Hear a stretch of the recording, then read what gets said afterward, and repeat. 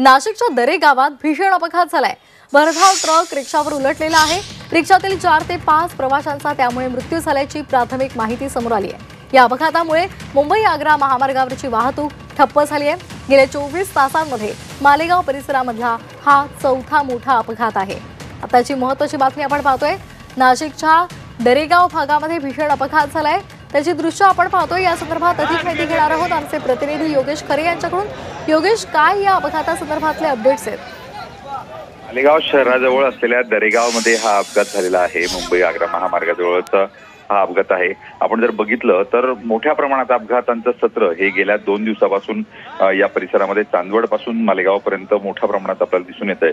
आज झालेल्या या अपघातामध्ये 5 ते 6 जण यांचा मृत्यू झालेला आहे। हे सर्वजण रिक्षामध्ये बसलेले होते आणि रिक्षाला धडक मारल्यामुळे हे हा सगळा अपघात झालेला आहे। आता या ठिकाणी क्रेन्स आणि पोलिसांची मदत या ठिकाणी पोहोचली आहे। जे जखमी होते त्यांना जवळच्याच रुग्णालयामध्ये उपचारासाठी दाखल करण्यात आलं।